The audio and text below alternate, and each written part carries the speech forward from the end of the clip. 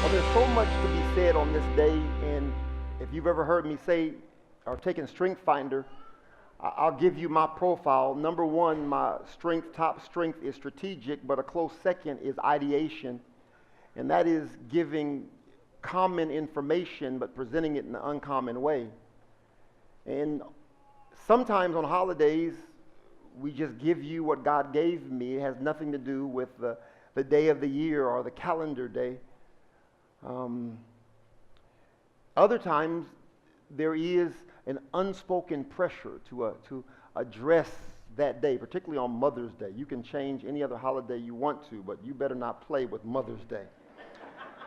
We can make Father's Day Women's Day.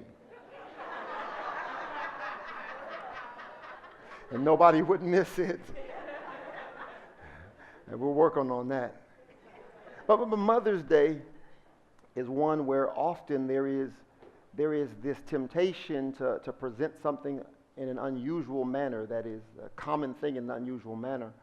But as I prepared this week and the weeks leading up to this day, I felt a sense of sobriety, and specifically a prompt to revisit this issue of honor, particularly honor to those in our lives, honor to the mothers in our lives. As I shared before, we can become so busy.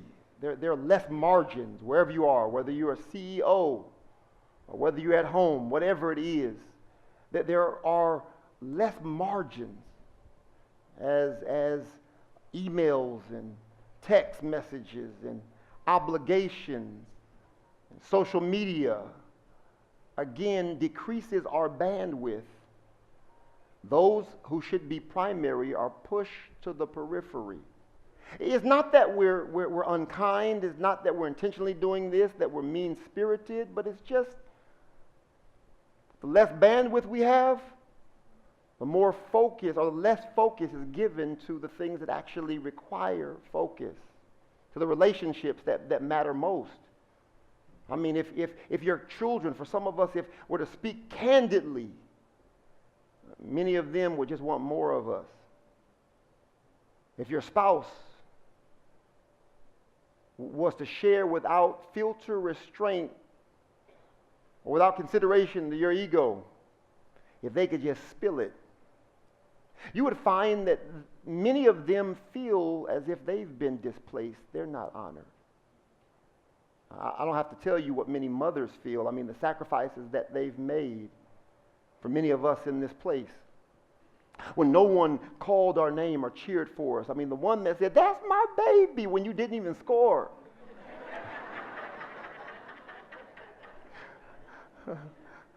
Somehow gets to a certain degree shifted out of our mind, and while we feel we honor them, we actually, many of us have lost, or they've lost that felt sense of honor. And I just want to take a moment to help us reclaim this honor for our mothers. Now, one of the best pictures, you've heard me say part of this before, one of the best pictures of honor, I believe, is seen biblically. But generally, from a biblical standpoint, honor is, if you're taking notes, a term for respect, esteem, or high regard. Honor is something that is paid, follow me very carefully, and I want to make sure I'm clear about this because this is difficult for us to swallow in this day and age. It is paid for someone who is, we don't like this, a superior. Now, this is not a bad thing. It may not be the superior on your job that you can't stand, but this idea of honor is seen as something that is given up. Say up. Yeah. Blessing often comes down. Favor often comes down, but honor is something that is paid up. Now, the challenge with us in really giving honor is that we don't see anyone else as up. We don't see fathers and mothers, parents, as uniquely elevated by God in that role and worthy of honor. Let me see if I can help you with this. The Bible talks several places about honor, and it says that honor can be seen as an image for respect paid to superiors. In 1 Timothy 1:17, God is to be honored. In John 5:23, it says that Christ is honored. The emperor is to be honored in 1 Peter 2:17. Church officers are to be honored in Philippians 2:25-29. Pastors are to be honored in 1 Timothy 5:17. Here it is, the elderly are supposed to be honored. It says in 1 Timothy 5:1-3. And then it says parents are to be honored. Exodus 20:12. Parents are to be honored. Honor your father and mother, that your days may be long upon the land the Lord thy God gives you. Exodus 20:12 says that. We quote this often, but do not give conscious consideration to how this is actually carried out. The question becomes, how is this carried out? I believe with all my heart there's a clue given in Mark 12:29-30. Listen to what it says. And Jesus, hear these words from him. These are words that echo what is actually spoken in the Old Testament. The first line and what follows is what Jewish people call the Shema. And it says, in Jesus' words, now, hear, O Israel, the Lord our God is one Lord. And you shall love the Lord your God with all of your heart, with all of your soul, with all of your mind, and with all of your strength. Hear, O Israel, the Lord your God is one. And you shall love the Lord your God with all your heart, with all your soul, with all your mind, and with all your strength. Now, it's very important to understand that he gives us this full and complete sense of what honor to the Lord looks like. Now, here's why I'm focusing in on this. Because it gives us divine insight into what honor looks like with all of ourselves, completely. It speaks of our entire being. It says with our heart, innermost being. It speaks of our soul or mind, those things. Some translations just have mind. They have those two things connected, with our mind and with our strength, which is our body. Every single part of us, it says, to give tribute to God and honoring God, which gives us insight into, again, the fact that we can give honor with those parts of ourselves as triune beings. Can I tell you how we get lost in translation as we're attempting to pay honor to others? It's because we emphasize the area we want to be honored in, but often miss the areas or the voids in other people's lives. But as the Bible talks about this issue of honor to God, it actually reveals that we can pay honor, are you with me, with every single part of us. Now, here's the idea. The difference in between the honor we pay to God and the honor paid to other is the word all.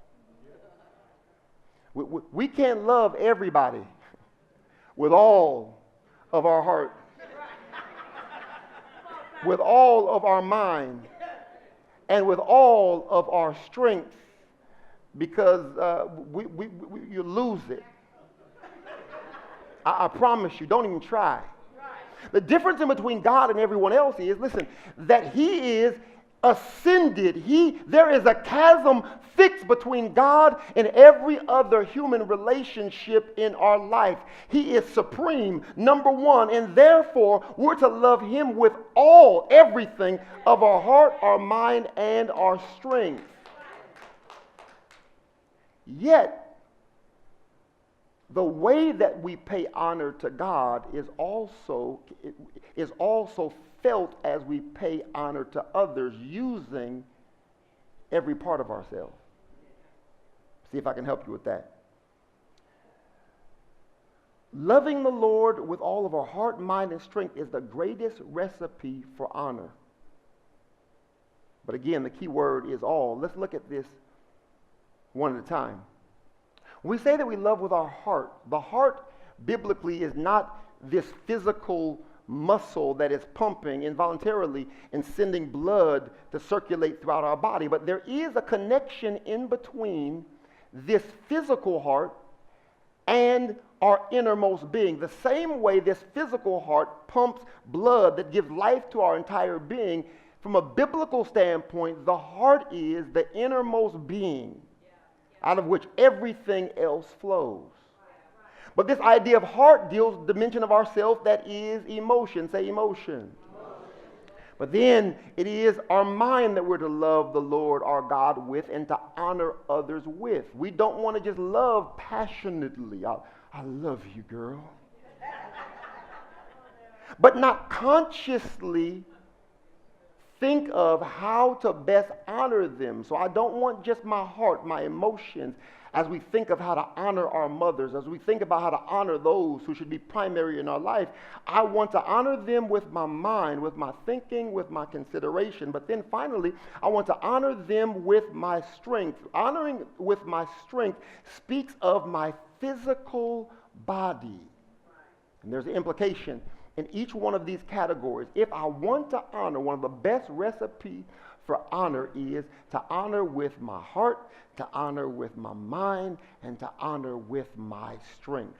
To honor with my innermost being, to honor with my emotions, to emotionally esteem you, to honor you consciously by thinking, and then finally to honor you physically with my physical body. How do we honor a mother? Let's start with honoring them in our heart. Say heart.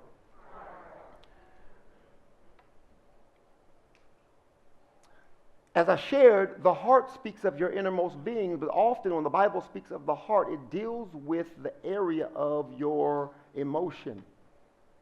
That which is, if you're taking notes, psychophysiological, a combination of thoughts, of feelings, and of sensation. The internal dynamic that affects the mood, the temperament, or the disposition. Disposition, the internal disposition, the internal posture. I honor with my heart and my emotions, are you following me? By governing my internal life and feeling towards the object of that honor. So most of us simply deal with our actions toward other people. And that's being a good person. But I cannot say that I'm truly honoring someone if with my actions I'm upstanding, but internally there's disdain. See, this to honor with your heart implies not only that you sit there and say, okay, don't cuss them out, don't cuss them out, don't cuss them out, and you don't cuss them out. Honoring with your heart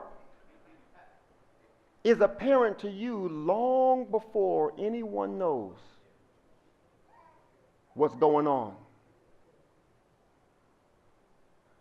There's some married folks in this room.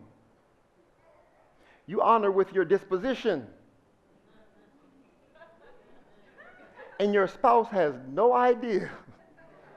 Like the Lord says, you honor me with your lips, but your heart is far from me. Can I tell you that it is not honor if it is an external disposition without the adjustment of an internal reality? If the internal posture is right, it's a matter of time before it leaks out in the external disposition. But the flip side is you can cover a faulty internal disposition by external display. But true honor is not one or the other, but true honor is both internal disposition and external display. But it starts within the heart. It starts within the heart. I honor with my heart by governing again my internal life. How do you treasure those in your life? Let me go on a little bit further. You set your emotions often by what you choose. Say choose. by what you choose to treasure in your heart. Listen to these words from Luke 2:16. It says, so they hurried off and found Mary and Joseph and the baby who was laying in the manger. When they had seen him, they spread word concerning what had been told to them about this child. And all who heard it were amazed at what the shepherds said to them. But Mary treasured up all these things and pondered them in her heart. Now, what does this have to do with honor? Notice what happened before this. God comes to her supernaturally and says, you will be with child by the Holy Spirit, and that's glorious. We make it real pretty on Christmas.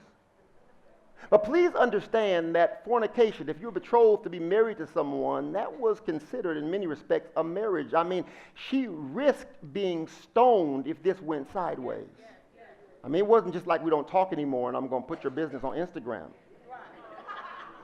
I mean, she would have been stoned. So literally, she risked being stoned if God doesn't do something.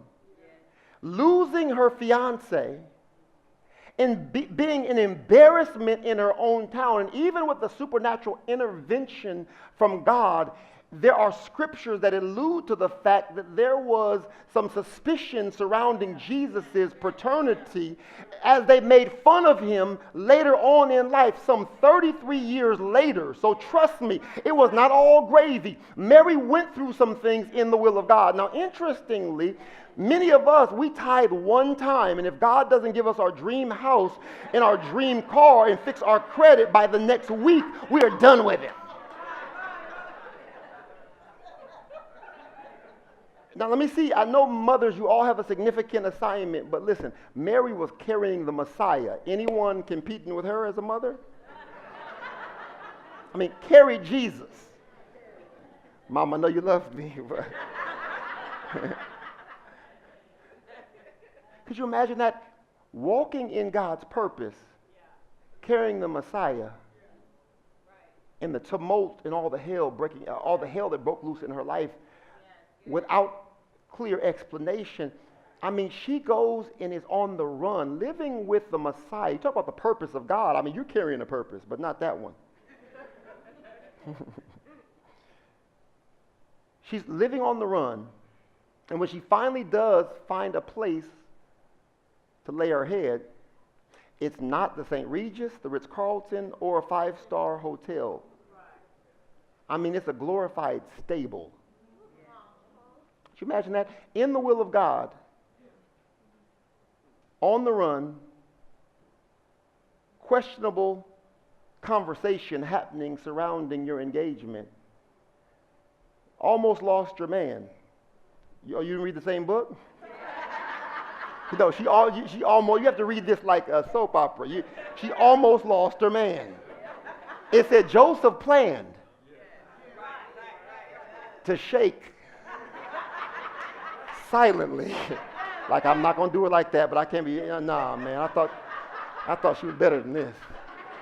I mean, if God didn't intervene, Joseph was out. Almost lost her man. So you couldn't say amen the first time. And is staying in a stable, a glorified stable. Notice this, all that happens, that's the circumstance surrounding her life. I don't have time to labor through this, but as the baby's born, with all that's taking place, and they come to see this newborn baby, and the word begins to spread about him. In the midst of all that chaos, in the midst of that tumult, I know we make it sound, we glorify it, but please understand that was challenging. In the middle of that tumultuous situation, that tumultuous state, she reaches in and grabs that good moment where they beheld the Messiah. And they got excited. Out of all the crazy things that happened to her, she reached in, grabbed that good moment, pulled it out, and she says, that's what I'm going to treasure in my heart. We don't get the picture of her complaining. We don't get the picture of her murmuring. We don't get the picture of her treating Jesus differently because the circumstances, that she went through were caused because of her life was inconvenienced, because he was born, which is a whole other message. She reaches in, she grabs out that thing, and treasures it. It says she holds it close and treasures it in her heart. Now, we find when Jesus is lost, I'm not going to read through the entire passage. The Bible says when Jesus is lost and he goes off, remember they find him in the temple a little bit later. I mean, they're looking for him for a significant period of time. I mean, they're panicking. They're full of anxiety. I mean, you could imagine. Has anyone ever lost a kid? DCFS is not here. Let me try it again. Has anyone, even for a few minutes, ever lost a kid? I have. Come on, raise your hand. They may be streaming, I don't know, but they're not here right now. I mean, that's crazy. I remember my brother, one of my youngest brothers, we were in the Delamo Mall. Never forget that. That's where the Delamo Mall used to be the spot. Remember that? Long time ago. We were in Delamo Mall, and we used to go there on weekends, and we were in this coat store, and we just lost my brother. He was about 3 years old or so. I mean, it was crazy. If you ever lost a child, I mean, it's crazy. He was lost for an hour.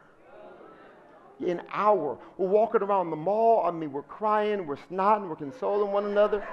I mean, we're getting ready to call the media. I mean, I could just see it. I mean, this is what they talk about on television. I mean, you have a missing loved one. I just saw it all before my eyes. We're going, he's going to be on the back of a milk carton. I mean, it's going to be, I'm playing all this out. I mean, after the first half an hour, every moment that went past was a nightmare, I mean, we find him, finally we find him. We walked away for a few seconds. He climbed into one of those round racks of coats and was holding on to the pole in the middle. When we found him, we wanted to kiss him and punch him all at the same time. What are you doing? Worried sick about you. Her life was ruined for an hour. Seriously. We had funeral arrangements. The mom was like, call them. Call the funeral home. Now that's my brother. I mean, imagine losing the Messiah. I mean, you lose a child, and I mean, your heart's heavy, and I'm going to hell. I'm just going, Lord, just send me. Notice how chaotic that scene would have been. The Bible said that she found Jesus. Jesus said, didn't you know I must be about my Father's business? But then after saying that, the Bible said that he submitted himself to his parents. And listen to the words again, same words. It goes on to say, and Mary treasured all these things in her heart. Funny, 2 incidences of complete chaos.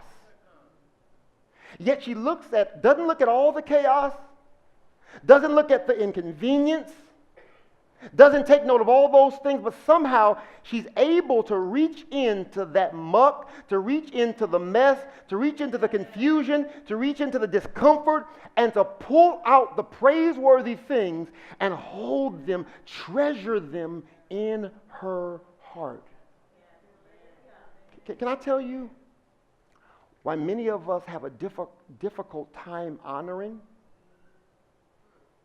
Because we have a challenge separating the good from the mess. And can I help you with this real quick? We're human. You look nice and godly, but all of us have a little mess. Okay, somebody said, don't talk about my mama. Now, my mother doesn't have any of it. Every memory is glorious, even the spankings. But you, listen to me, you show honor. How do you show honor?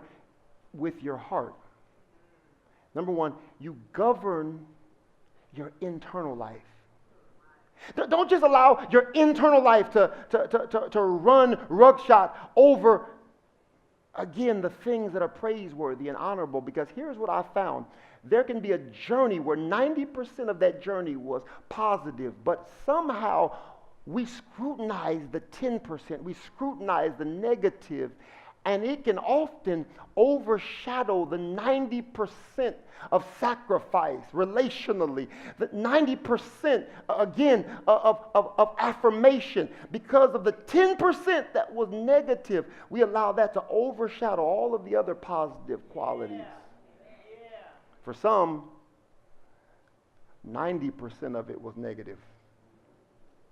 You didn't have the mother that was there for all of your games and was supportive and sacrificed for you. But I mean, if you would learn to see that we all have a common struggle, if you would learn to see the humanity in her, she didn't know what she was doing. For some, that they were too young. They were trying to figure themselves out while trying to raise you. For others, they had substance abuse, and it wasn't them really. It was, I know we have to place blame squarely often to heal and move beyond it. But after knowing that, after putting the blame where it should be, after taking ownership of that, even if she doesn't take ownership of that, through the lenses of humanity, can you see the struggle?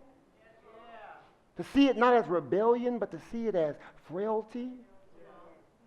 Is there 10% that you can reach in and pull out the treasure in your heart? One of the ways that you honor with your emotion, listen to me, is not that you're blind to everything, but you honor by what you choose to treasure. I don't have time to labor through this, but listen to me. Some in your marriage right now, listen to me. The part of the challenge is you're just waking up every morning with all of your emotions, with everything you're involved in, with every argument in mind, with everything that wasn't as truthful as you wanted it to be. You wake up with all that junk and try to love them. All my life I had to fight.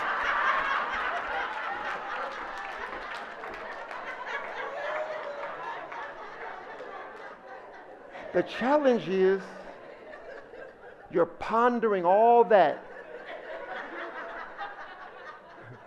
Can I tell you, it's healthy to know that. Not function in ignorance, it's to know that. But here's the thing. You can't ponder and treasure and mull over all that. You got to learn to take those praiseworthy things and put them before you constantly, so that that is what you treasure, that's what you hold on to in your heart. That's how you honor with your heart. This word treasure is santereo. It means to keep close, to preserve. My question to you is, you want to honor from the inside out, you want to honor with your heart? Question is, what are you keeping close? What are you holding on to? What are you preserving? Because what you preserve will eventually determine the condition of your emotional life, your heart towards someone else. That's what the Bible says, that love keeps no record of wrongs. It doesn't continue to treasure or hold on to or preserve that which is wrong with the object of your affection, but to the best of its ability, it tries to get beyond that which is wrong and to see that which is praiseworthy, that which is right, that which should be celebrated. You honor your mothers by choosing to reach in and to hold close those things that are praiseworthy. Holding on to the bad makes it almost impossible to honor someone from your heart. This is why it's so difficult when there's past hurts and disappointments to truly honor. Let me just say this and we're going to move on to the next one. Do not allow an incident to eclipse a lifetime of care. Listen to me. Do not allow an incident to eclipse a lifetime of love. We honor with our hearts. We honor with our minds. How do we honor with our minds? See, if you're like me, many of you put stuff on cruise control. All right, brothers, all right, we'll talk about this later. But in my mind, I don't know. Much of my life is just kind of like a blur. I'm learning to be more intentional and more present on a regular basis now. But as I look back, I think in ministry, in my early 20s, I was just trying to survive. So much of my life, I look back, it's like a blur. I know what happened, I just don't know what year it happened. I mix up stuff that happened 5 years ago with stuff that happened 15 years ago. I know it happened, I just don't know when. Don't ask me the date, I didn't take a picture. And often what I do is I just see high moments, and I give myself credit, for the stuff I did while I was the man. In marriage, it's easy. In my mind, I'm like, anybody ever watch Married with Children back in the day? Yeah. Remember Al Bundy? Yeah. Would sit on the couch? Yeah. And he would sometimes drift off and have memories of scoring the winning touchdown at Polk High. In his mind, he just stepped off the field. Man was 57 years old. In his mind, he just stepped off the field winning that winning touchdown and was homecoming king. In his mind. He lost a sense of time. He had glorified a moment that he expected to carry him throughout life. And some of us still live like that. You 60 years old, so I was homecoming king. They want me out here in these streets, girl. You better act right.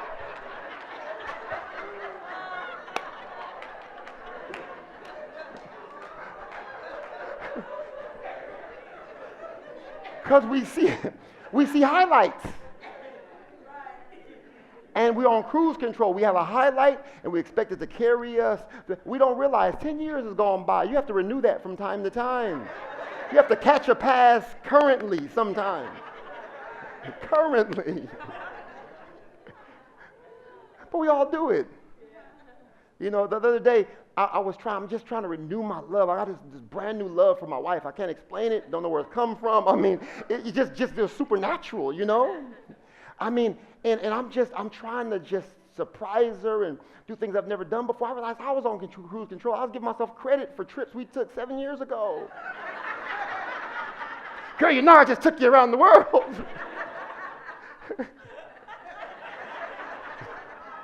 Wayne was in kindergarten of it.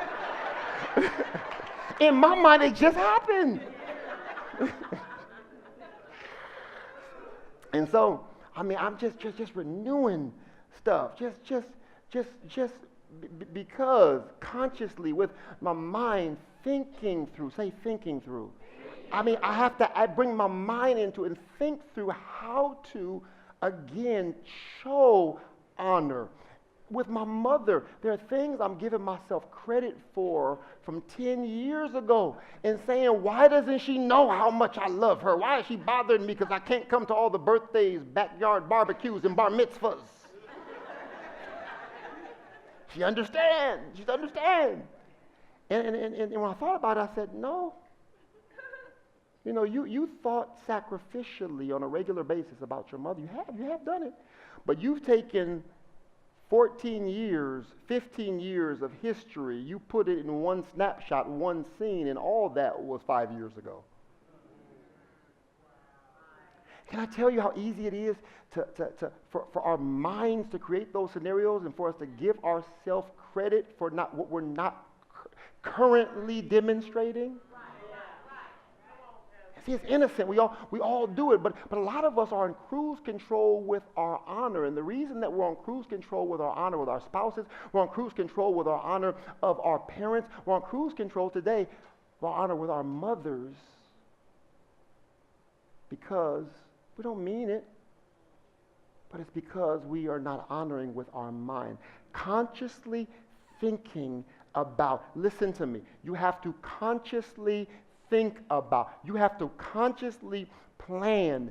Don't just, say, well, we're going to go to church and we're going to end up, somebody's going to have a reservation free.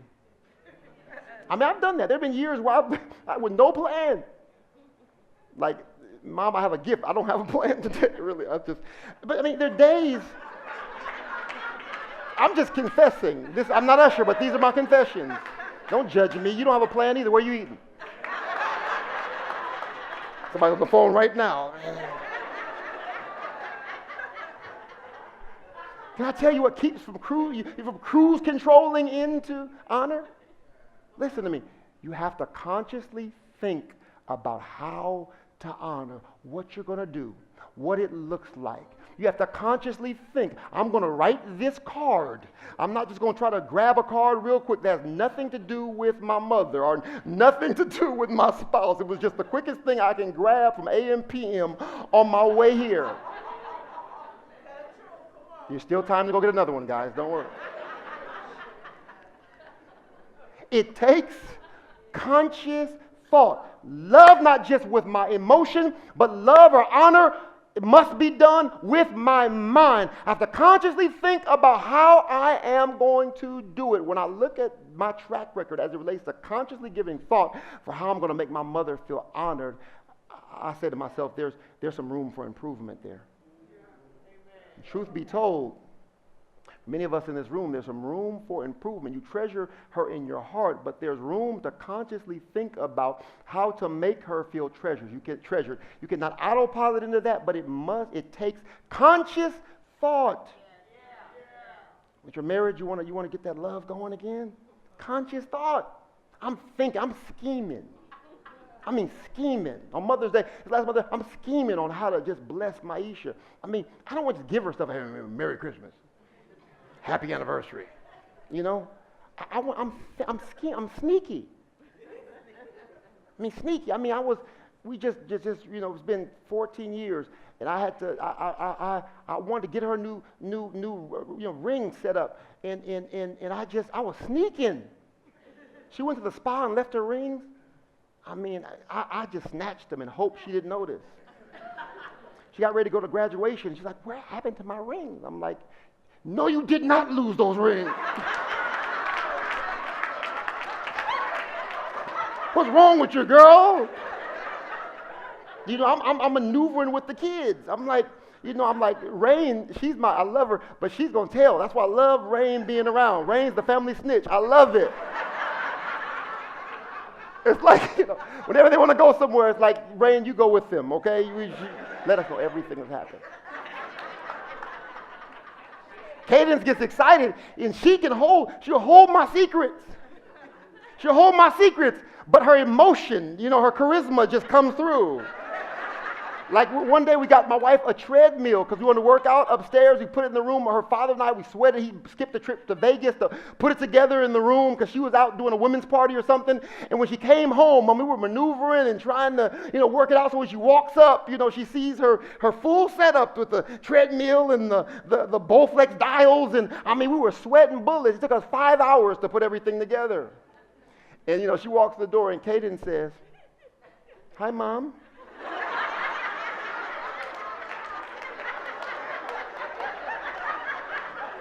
You want to go upstairs?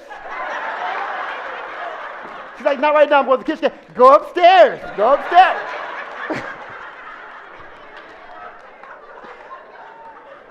So I said, she has the right motives, but she's going to give it away.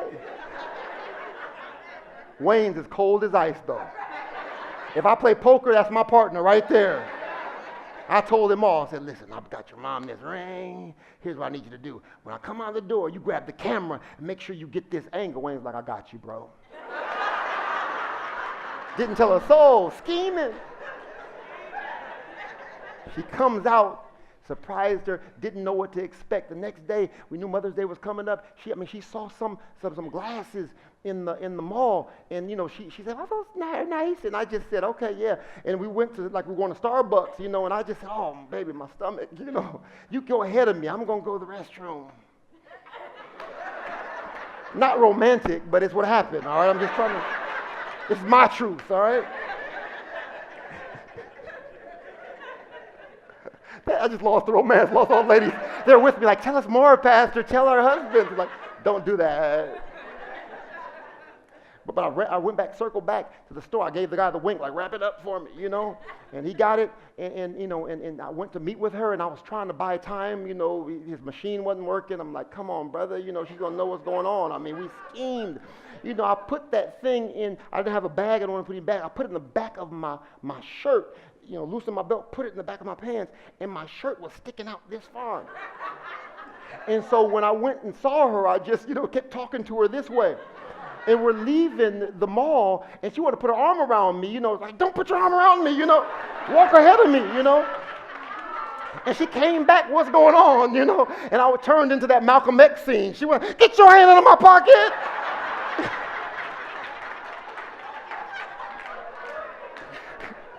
Out of my pocket. Went to go pick up the kids, brought them in, gave them the reins, told them to put these on and chill in the back seat. And when we picked up the kids, she turned around and looked, and there were the glasses on Rain's eyes. And she said, hey, Mom, how you like my glasses? She said, oh,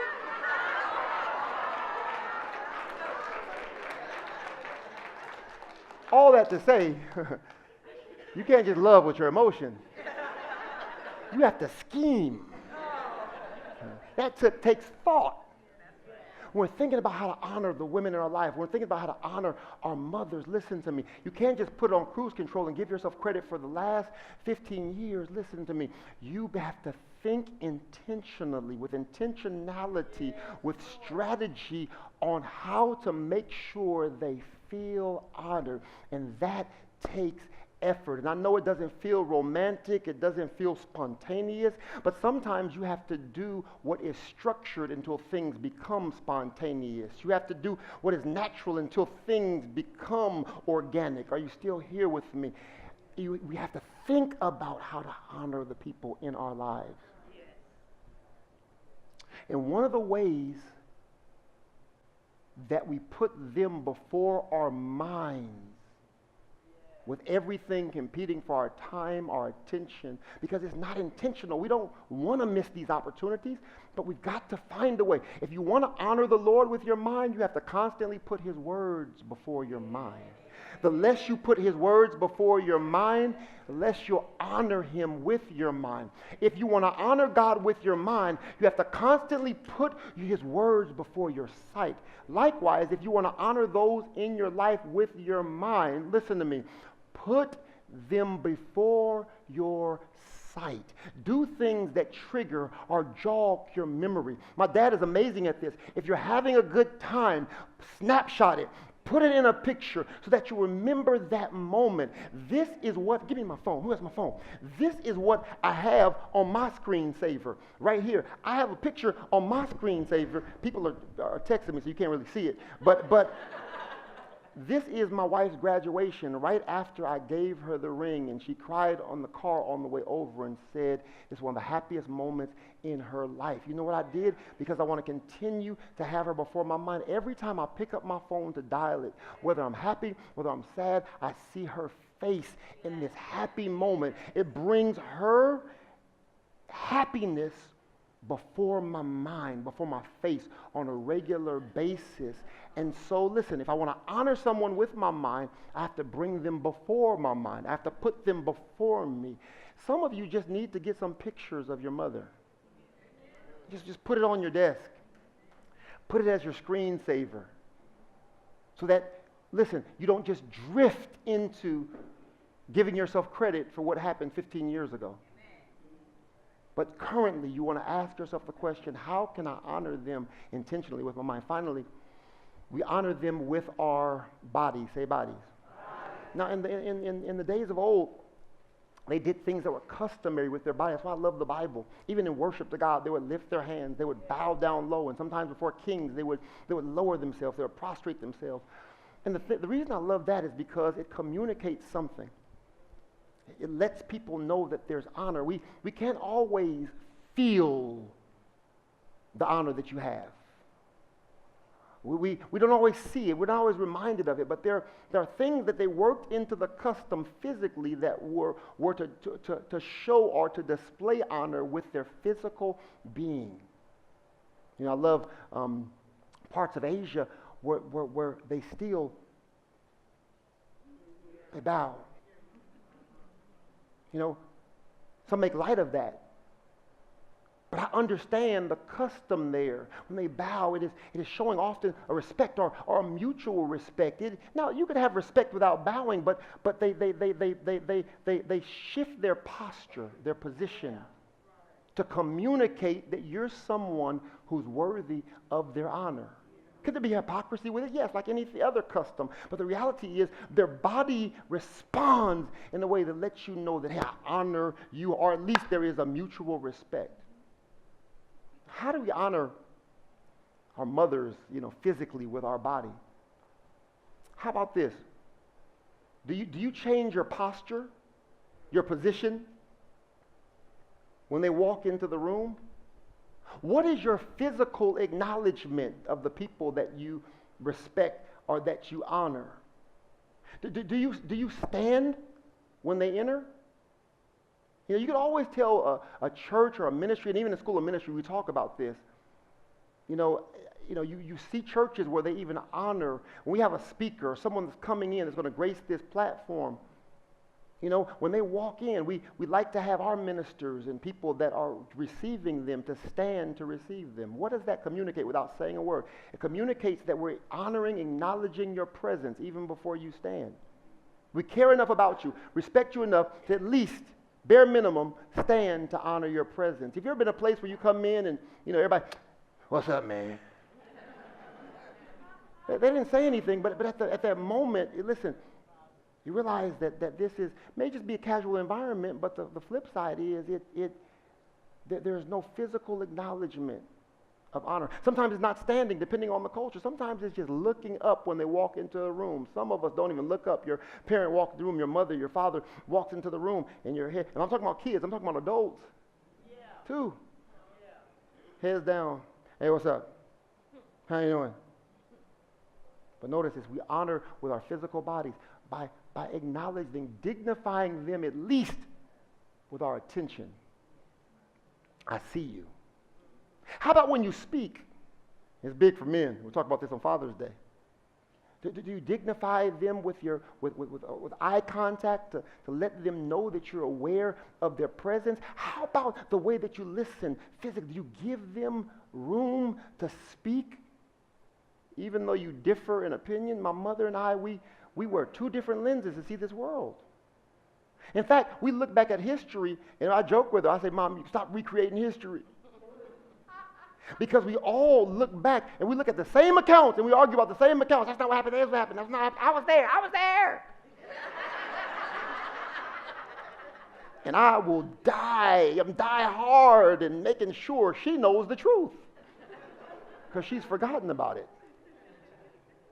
But sometimes it's helpful to take off your lenses and to put on someone else's lenses. And at the end of it, even if you don't agree, there was enough respect for you to sit, to take it, to listen.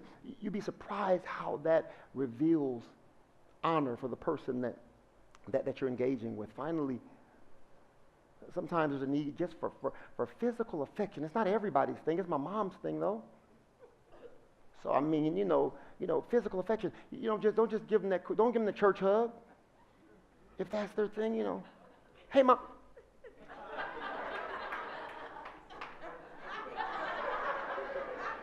Don't hug me. I don't, what I mean? What's this? Is there an Ebola outbreak I didn't know about? It's like, don't hug, just shake hands. It's like.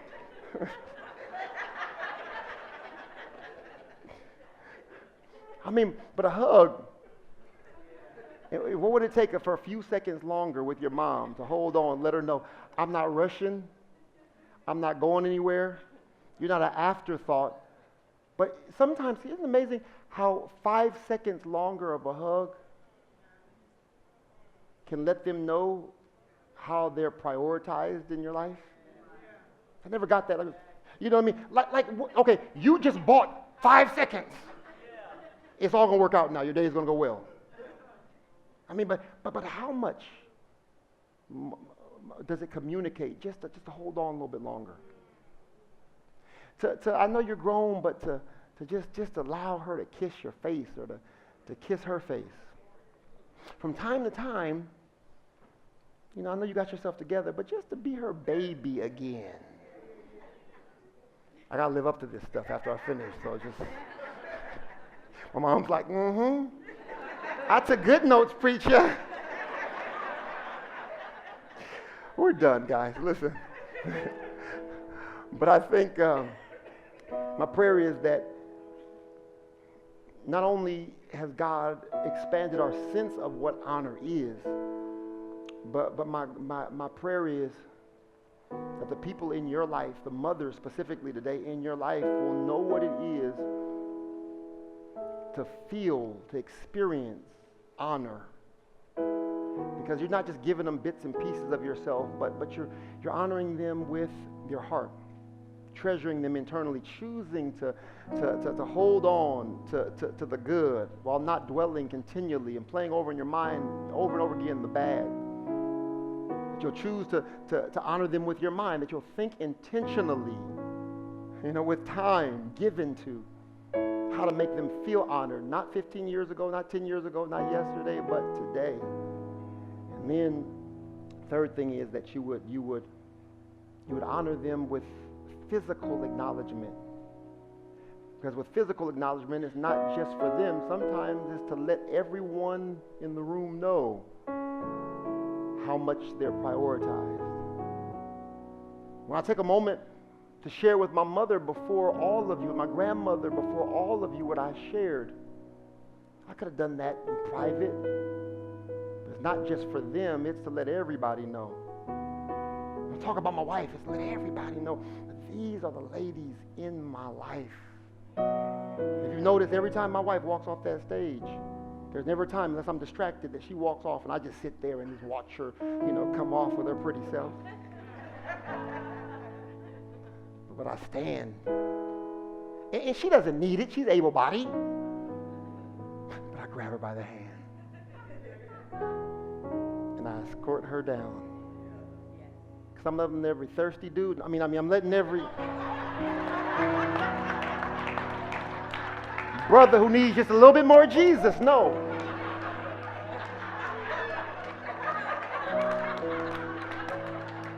That's my priority.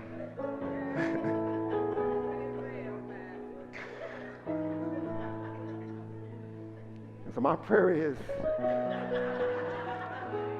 the older I get, the less I care.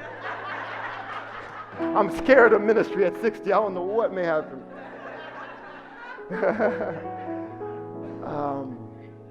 My prayer is that we honor those in our lives like never before. But today, starting with our mother. So, Father, we thank you. We praise you for your goodness, your kindness, your tender mercy. Lord, we first of all, starting with me, we repent as we have not intentionally done it, but as the demands of life have pushed the loved ones to the periphery in any way. We reclaim honor for them. Lord, I pray that the women in my life would feel honored.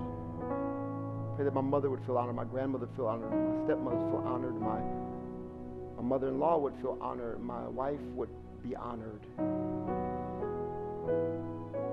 Lord, that you would cause me to do that, not according just to my standard, but with every part of myself, that I would do it with my mind, that I would do it with my heart, and I would do it with my physical strength. But then, Lord, I pray that you take us from here and do that in the lives of every mother, that we leave here and show honor to every mother. But then from there, Lord, we pray that we would honor the relationships you've given us, that we hold them close, that we cherish them in our heart, that we prioritize them in our mind, and that we acknowledge them with our bodies, giving the best of what we have, that you may be glorified.